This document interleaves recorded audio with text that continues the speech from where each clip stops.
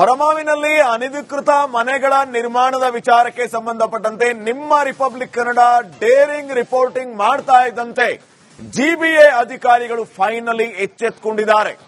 ಈ ವಿಚಾರವಾಗಿ ಮಾಹಿತಿಯನ್ನು ಕಲೆ ಹಾಕಿರೋದಲ್ಲದೆ ಎಫ್ಐಆರ್ ಕೂಡ ಮಾಡಿದ್ದಾರೆ. ರಿಪಬ್ಲಿಕ್ ಕನ್ನಡದ ಡೇರಿಂಗ್ ವರದಿಯ ಬಿಗ್ ಇಂಪ್ಯಾಕ್ಟ್. ಕಡೆಗೂ ಜಿಬಿಎ ಎಚ್ಚೆತ್ತುಕೊಂಡಿದೆ.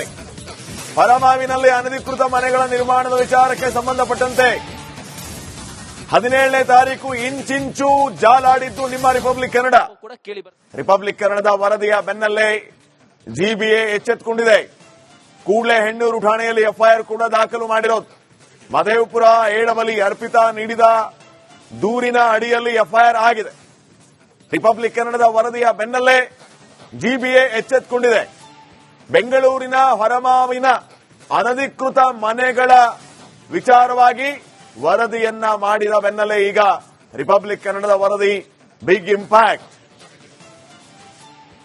ರಾಜಕಾಲುವೆಯ ಬಫರ್ ಝೋನ್ ಅನ್ನು ಒತ್ತುವರಿ ಮಾಡಿ ಲೇಔಟ್ ನಿರ್ಮಾಣ ಮಾಡಿರುವಂತಹ ಆರೋಪ ಕೇಳಿ ಬಂದಿದೆ. ಕೇರ್ಪುರಂನ ಹೊರಮಾವ್ನ ಈ ಒಂದು ಲೇಔಟ್ ಅನ್ನು ನೋಡ್ತಾ ಇದ್ರೆ ಇದು ಸರವಣ ಲೇಔಟ್. ಇಲ್ಲಿರುವಂತಹ ಪಕ್ಕದಲ್ಲಿರುವಂತಹ ರಾಜಕಾಲುವೆಯ ಬಫರ್ ಝೋನ್ ಅನ್ನು ಒತ್ತುವರಿ ಮಾಡಿ ಈ ಒಂದು ಲೇಔಟ್ ನಿರ್ಮಾಣ ಮಾಡಿರುವಂತಹ ಆರೋಪದಲ್ಲಿ ಇದೀಗ ಪೂರಪಾಲಿಕೆ ಜಂಟಿ ಆಯುಕ್ತರು ಈ ಒಂದು ಸರಿಸುಮಾರು ಈ ಒಂದು ಲೇಔಟ್ ನಲ್ಲಿರುವಂತಹ 30ಕ್ಕೂ ಅಧಿಕ ಐಷಾರಾಮಿ ಮನೆಗಳನ್ನು ಸೀಸ್ ಮಾಡುವಂತಹ ಒಂದು ಕೆಲಸವನ್ನು ಮಾಡಿದ್ದಾರೆ.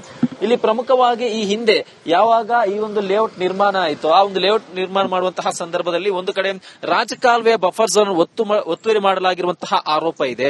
ಜೊತೆಗೆ ಈ ಒಂದು ಲೇಔಟ್ ನಿರ್ಮಾಣ ಆದ ನಂತರದಲ್ಲಿ ಇಲ್ಲಿರುವಂತಹ ಐಷಾರಾಮಿ ಮನೆಗಳ ಮುಂದೆ ಎಲ್ಲೂ ಕೂಡ ಸೆಟ್ ಬ್ಯಾಕ್ ಬಿಟ್ಟಿಲ್ಲ. ಇದೇ ಕಾರಣಕ್ಕೆ ಇದೀಗ ಹೆಚ್ಚುವರಿಯಾಗಿ ನಿಯಮ ಉಲ್ಲಂಘನೆ ಮಾಡಿ ನಿರ್ಮಾಣ ಆಗಿರುವಂತಹ ಅಂತಸ್ತುಗಳನ್ನು ಡೆಮಾಲಿಷನ್ ಮಾಡುವಂತೆ ಈಗಾಗಲೇ ಜಂಟಿ ಆಯುಕ್ತರು ಒಂದು ಆದೇಶವನ್ನು ಕೊಟ್ಟಿದ್ದಾರೆ. ಸ್ಪಷ್ಟವಾಗಿರುವಂತಹ ಸೂಚನೆಯನ್ನು ಕೊಟ್ಟಿದ್ದಾರೆ. ಅದರ ಜೊತೆಗೆ 30 ದಿನಗಳ ಕಾಲಾವಕಾಶವನ್ನು ಕೊಟ್ಟಿದ್ದಾರೆ. ಆ ಒಂದು 30 ದಿನದ ಒಳಗಾಗಿ ಹೆಚ್ಚುವರಿಯಾಗಿರುವಂತಹ ಅನಧಿಕೃತ ಅಂತಸ್ತುಗಳನ್ನು ತೆರವು ಮಾಡದೆ ಹೋದಂತಹ ಸಂದರ್ಭದಲ್ಲಿ ಖುದ್ದು ಜಿಬಿಎ ಕಡೆಯಿಂದಲೇ ಇದೊಂದು ಡೆಮಾಲಿಷನ್ ಆಗುತ್ತೆ.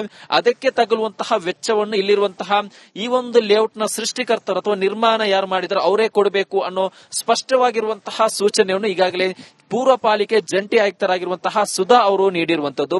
ಈ ಬೆನ್ನಲ್ಲೇ ಅಂದ್ರೆ ಜನವರಿ 7ರಂದು ಇಲ್ಲಿ ಸೀಸ್ ಮಾಡಲಾಗುತ್ತೆ. ಸೀಸ್ ಮಾಡಿ ಸರಿಸುಮಾರು 12 ದಿನ ಆಗುತ್ತೆ. ಸೀಸ್ ಮಾಡಿದಂತಹ ಸಂದರ್ಭದಲ್ಲಿ 30 ದಿನಗಳ ಕಾಲಾವಕಾಶವನ್ನು ಕೊಡಲಾಗುತ್ತೆ. ಬಟ್ ಈ ಒಂದು ಸೂಚನೆ ನೀಡಿ ಸರಿಸುಮಾರು 12 ದಿನ ಆಗಿದೆ.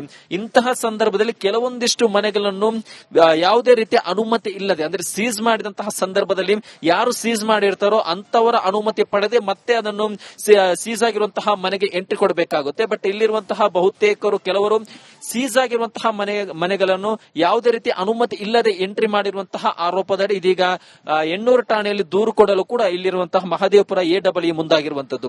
ಇಲ್ಲಿ ಪ್ರಮುಖವಾಗಿ ಈ ಒಂದು ಲೇಔಟ್ ಯಾಕಿಷ್ಟು ಇಂಪಾರ್ಟೆಂಟ್ ಅನ್ನೋದು ನೋಡಬೇಕಾಗುತ್ತೆ.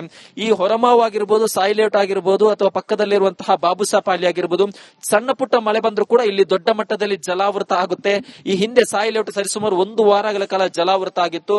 ಈ ಎಲ್ಲಾ ಪ್ರಮುಖ ಕಾರಣ ಏನಂದ್ರೆ ಇಲ್ಲಿರುವಂತಹ ರಾಜಕಾಲುವೆಯನ್ನು ಒತ್ತುವರಿ ಮಾಡಿರುವಂತಹ ಹಿನ್ನೆಲೆ ಮಳೆ ನೀರು ನೇರವಾಗಿ ಲೇಔಟ್ಗಳಿಗೆ ನುಗ್ಗುತ್ತೆ, ಮನೆಗಳಿಗೆ ನುಗ್ಗುತ್ತೆ.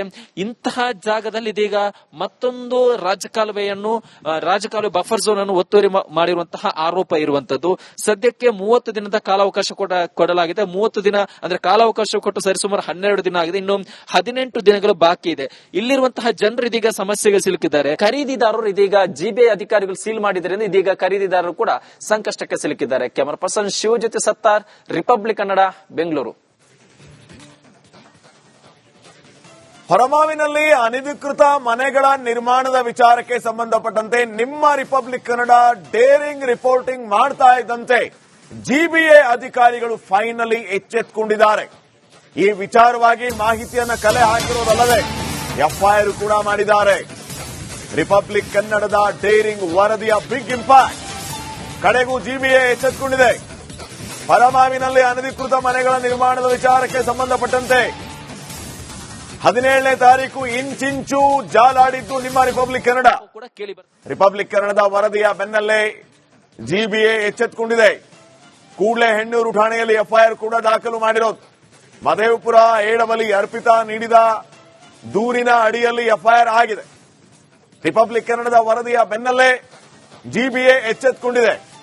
ಬೆಂಗಳೂರಿನ ಹೊರಮಾವಿನ ಅನಧಿಕೃತ ಮನೆಗಳ ವಿಚಾರವಾಗಿ ವರದಿಯನ್ನ ಮಾಡಿದ ಬೆನ್ನಲ್ಲೇ ಈಗ ರಿಪಬ್ಲಿಕ್ ಕನ್ನಡದ ವರದಿ ಬಿಗ್ ಇಂಪ್ಯಾಕ್ಟ್. ರಾಜಕಾಲುವೆಯ ಬಫರ್ ಝೋನ್ ಅನ್ನು ಒತ್ತುವರಿ ಮಾಡಿ ಲೇಔಟ್ ನಿರ್ಮಾಣ ಮಾಡಿರುವಂತಹ ಆರೋಪ ಕೇಳಿ ಬಂದಿದೆ. ಕೇರ್ಪುರಂನ ಹೊರಮಾವುನ ಈ ಒಂದು ಲೇಔಟ್ ಅನ್ನು ನೋಡ್ತಾ ಇದ್ದಾರೆ. ಇದು ಸರವಣ ಲೇಔಟ್. ಇಲ್ಲಿರುವಂತಹ ಪಕ್ಕದಲ್ಲಿರುವಂತಹ ರಾಜಕಾಲುವೆಯ ಬಫರ್ ಝೋನ್ ಅನ್ನು ಒತ್ತುವರಿ ಮಾಡಿ ಈ ಒಂದು ಲೇಔಟ್ ನಿರ್ಮಾಣ ಮಾಡಿರುವಂತಹ ಆರೋಪದಡಿ ಇದೀಗ ಪೂರಪಾಲಿಕೆ ಜಂಟಿ ಆಯುಕ್ತರು ಈ ಒಂದು ಸರಿಸುಮಾರು ಈ ಒಂದು ಲೇಔಟ್ ನಲ್ಲಿರುವಂತಹ 30ಕ್ಕೂ ಅಧಿಕ ಐಷಾರಾಮಿ ಮನೆಗಳನ್ನು ಸೀಸ್ ಮಾಡುವಂತಹ ಒಂದು ಕೆಲಸವನ್ನು ಮಾಡಿದ್ದಾರೆ. ಇಲ್ಲಿ ಪ್ರಮುಖವಾಗಿ ಈ ಹಿಂದೆ ಯಾವಾಗ ಈ ಒಂದು ಲೇಔಟ್ ನಿರ್ಮಾಣ ಆಯಿತು, ಆ ಒಂದು ಲೇಔಟ್ ನಿರ್ಮಾಣ ಮಾಡುವಂತಹ ಸಂದರ್ಭದಲ್ಲಿ ಒಂದು ಕಡೆ ರಾಜಕಾಲುವೆಯ ಬಫರ್ ಝೋನ್ ಒತ್ತುವರಿ ಮಾಡಲಾಗಿರುವಂತಹ ಆರೋಪ ಇದೆ. ಜೊತೆಗೆ ಈ ಒಂದು ಲೇಔಟ್ ನಿರ್ಮಾಣ ಆದ ನಂತರದಲ್ಲಿ ಇಲ್ಲಿರುವಂತಹ ಐಷಾರಾಮಿ ಮನೆಗಳ ಮುಂದೆ ಎಲ್ಲೂ ಕೂಡ ಸೆಟ್ ಬ್ಯಾಕ್ ಬಿಟ್ಟಿಲ್ಲ. ಇದೇ ಕಾರಣಕ್ಕೆ ಇದೀಗ ಹೆಚ್ಚುವರಿಯಾಗಿ ನಿಯಮ ಉಲ್ಲಂಘನೆ ಮಾಡಿ ನಿರ್ಮಾಣ ಆಗಿರುವಂತಹ ಅಂತಸ್ತುಗಳನ್ನು ಡೆಮಾಲಿಷನ್ ಮಾಡುವಂತೆ ಈಗಾಗಲೇ ಜಂಟಿ ಆಯುಕ್ತರು ಒಂದು ಆದೇಶವನ್ನು ಕೊಟ್ಟಿದ್ದಾರೆ, ಸ್ಪಷ್ಟವಾಗಿರುವಂತಹ ಸೂಚನೆಯನ್ನು ಕೊಟ್ಟಿದ್ದಾರೆ. ಅದರ ಜೊತೆಗೆ 30 ದಿನಗಳ ಕಾಲಾವಕಾಶವನ್ನು ಕೊಟ್ಟಿದ್ದಾರೆ. ಆ ಒಂದು 30 ದಿನದ ಒಳಗಾಗಿ ಹೆಚ್ಚುವರಿಯಾಗಿರುವಂತಹ ಅನಧಿಕೃತ ಅಂತಸ್ತುಗಳನ್ನು ತೆರವು ಮಾಡದೆ ಹೋದಂತಹ ಸಂದರ್ಭದಲ್ಲಿ ಖುದ್ದು ಜಿಬಿಎ ಕಡೆಯಿಂದಲೇ ಇದೊಂದು ಡೆಮಾಲಿಷನ್ ಆಗುತ್ತೆ. ಅದಕ್ಕೆ ತಗುಲುವಂತಹ ವೆಚ್ಚವನ್ನು ಇಲ್ಲಿರುವಂತಹ ಈ ಒಂದು ಲೇಔಟ್ ನ ಸೃಷ್ಟಿಕರ್ತರು ಅಥವಾ ನಿರ್ಮಾಣ ಯಾರು ಮಾಡಿದ್ರು ಅವರೇ ಕೊಡಬೇಕು ಅನ್ನೋ ಸ್ಪಷ್ಟವಾಗಿರುವಂತಹ ಸೂಚನೆಯನ್ನು ಈಗಾಗಲೇ ಪೂರ್ವ ಪಾಲಿಕೆ ಜಂಟಿ ಆಯುಕ್ತರಾಗಿರುವಂತಹ ಸುಧಾ ಅವರು ನೀಡಿರುವಂತದ್ದು. ಈ ಬೆನ್ನಲ್ಲೇ ಅಂದ್ರೆ ಜನವರಿ 7ರಂದು ಇಲ್ಲಿ ಸೀಸ್ ಮಾಡಲಾಗುತ್ತೆ. ಸೀಸ್ ಮಾಡಿ ಸರಿಸುಮಾರು 12 ದಿನ ಆಗುತ್ತೆ. ಸೀಸ್ ಮಾಡಿದಂತಹ ಸಂದರ್ಭದಲ್ಲಿ 30 ದಿನಗಳ ಕಾಲಾವಕಾಶವನ್ನು ಕೊಡಲಾಗುತ್ತೆ. ಬಟ್ ಈ ಒಂದು ಸೂಚನೆ ನೀಡಿ ಸರಿಸುಮಾರು 12 ದಿನ ಆಗಿದೆ.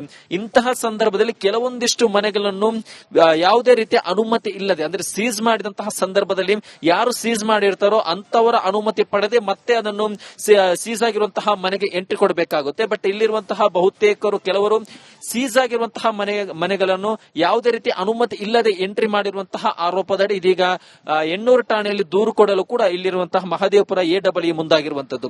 ಇಲ್ಲಿ ಪ್ರಮುಖವಾಗಿ ಈ ಒಂದು ಲೇಔಟ್ ಯಾಕಿಷ್ಟು ಇಂಪಾರ್ಟೆಂಟ್ ಅನ್ನೋದು ನೋಡಬೇಕಾಗುತ್ತೆ. ಈ ಹೊರಮಾವು ಆಗಿರಬಹುದು, ಸಾಯಿ ಲೇಔಟ್ ಆಗಿರಬಹುದು ಅಥವಾ ಪಕ್ಕದಲ್ಲಿರುವಂತಹ ಬಾಬುಸಾಪಾಲಿ ಆಗಿರಬಹುದು, ಸಣ್ಣ ಪುಟ್ಟ ಮಳೆ ಬಂದರೂ ಕೂಡ ಇಲ್ಲಿ ದೊಡ್ಡ ಮಟ್ಟದಲ್ಲಿ ಜಲಾವೃತ ಆಗುತ್ತೆ. ಈ ಹಿಂದೆ ಸಾಯಿ ಲೇಔಟ್ ಸರಿಸುಮಾರು 1 ವಾರಗಳ ಕಾಲ ಜಲಾವೃತ ಆಗಿತ್ತು. ಈ ಎಲ್ಲಾ ಪ್ರಮುಖ ಕಾರಣ ಏನಂದ್ರೆ ಇಲ್ಲಿರುವಂತಹ ರಾಜಕಾಲುವೆಯನ್ನು ಒತ್ತುವರಿ ಮಾಡಿರುವಂತಹ ಹಿನ್ನೆಲೆ ಮಳೆ ನೀರು ನೇರವಾಗಿ ಲೇಔಟ್ಗಳಿಗೆ ನುಗ್ಗುತ್ತೆ, ಮನೆಗಳಿಗೆ ನುಗ್ಗುತ್ತೆ. ಇಂತಹ ಜಾಗದಲ್ಲಿ ಇದೀಗ ಮತ್ತೊಂದು ರಾಜಕಾಲುವೆ ಬಫರ್ ಝೋನ್ ಅನ್ನು ಒತ್ತುವರಿ ಮಾಡಿರುವಂತಹ ಆರೋಪ ಇರುವಂತದ್ದು. ಸದ್ಯಕ್ಕೆ 30 ದಿನದ ಕಾಲಾವಕಾಶ ಕೊಡಲಾಗಿದೆ. 30 ದಿನ ಅಂದ್ರೆ ಕಾಲಾವಕಾಶ ಕೊಟ್ಟು ಸರಿಸುಮಾರು 12 ದಿನ ಆಗಿದೆ. ಇನ್ನು 18 ದಿನಗಳು ಬಾಕಿ ಇದೆ. ಇಲ್ಲಿರುವಂತಹ ಜನರು ಇದೀಗ ಸಮಸ್ಯೆಗೆ ಸಿಲುಕಿದ್ದಾರೆ. ಖರೀದಿದಾರರು ಇದೀಗ ಜಿಬಿಎ ಅಧಿಕಾರಿಗಳು ಸೀಲ್ ಮಾಡಿದ್ರಿಂದ ಇದೀಗ ಖರೀದಿದಾರರು ಕೂಡ ಸಂಕಷ್ಟಕ್ಕೆ ಸಿಲುಕಿದ್ದಾರೆ. ಕ್ಯಾಮರಾ ಪರ್ಸನ್ ಶಿವ ಜೊತೆ ಸತ್ತಾರ್, ರಿಪಬ್ಲಿಕ್ ಕನ್ನಡ, ಬೆಂಗಳೂರು.